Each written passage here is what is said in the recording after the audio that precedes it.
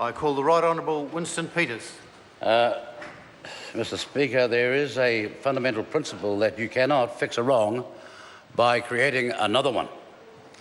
Now, at the second reading of this legislation, New Zealand First pointed out, with respect to the negotiations, certain claimants claimed rights. That was dismissed by the Minister. But the fact is the airport at Kaitaia is closed today, and that is the northernmost airport in this country. And my colleague Kelvin Davis has spelled out how important it is. And yet this bill is before Parliament today, and a critical part in it, the Minister, probably out of a sense of guilt, decided to raise voluntarily himself. That is with respect to Ngai Takoto's claim of half of the airport. But the question is the protest based on a possible valid, legitimate claim? And does it have a basis in law?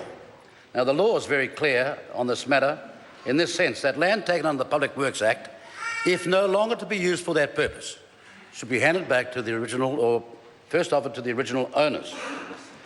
And the real question here then is, it is still being used as an airport.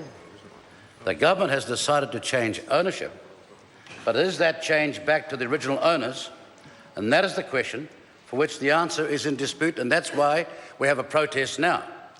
Now, it's all very well for the Minister to say that, quotes, when the miscreants will get lost, end of quotes, quotes, no place for this oafishness, end of quotes, and politicians, to quote him, don't get involved in police matters. Well, with respect, this is day 2 of the airport being obstructed, and the people of the far north, be they Maori or European, are entitled to have a better answer than that.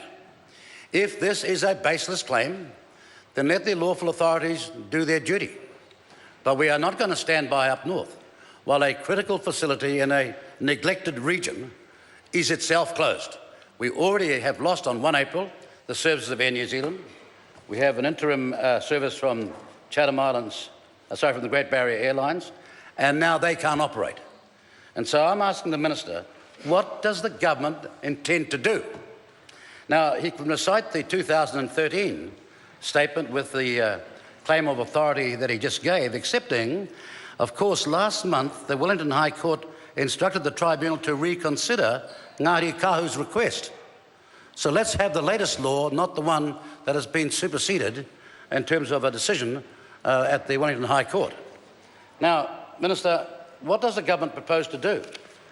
Shove the legislation through all its readings today?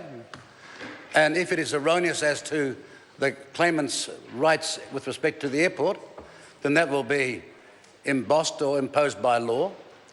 Or does the government intend in this case to send that bill back to the Select Committee to sort out the rightful answer to the question that's being asked?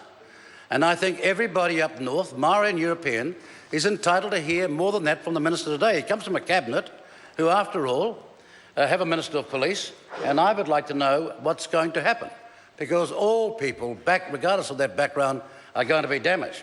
But what we will not do is stand by and do nothing. And we want the Minister to tell us today, what does he intend to do? If he's going to say, oh, well, Ngāti Kahu can wait till all the way to December 2018, what about the airport? When is it going to be operative? Will it be operative this afternoon? Will the government make a decision? Or will the Minister of Police ensure that this airport is reopened? Because what cannot go on is this matter being timed to stop this important facility, which, if it is allowed to continue, will damage the health and economic interests of everybody in the far north, and they cannot afford that. So could we please have an answer to the question being put? Because on that will depend, and I'm not siding with any claimant on this matter, but if you've got 2 claimants, there's got a ring about that that concerns me. It's not the first time. Remember Paraparaumu Airport? Men have been given back to the original owners? No, they didn't do that. His colleagues did a background behind the closet deal with a private interest. And then you got Hood Airport in Masterton. Offered back to the original claimants? No. Sold to the Masterton Council for $1. Now, we're not going to have these compounding mistakes made by this Minister. who sets aside everybody else as though they aren't aware of the facts. With respect, Minister, some of us have lived in the north of Darnside longer than you have.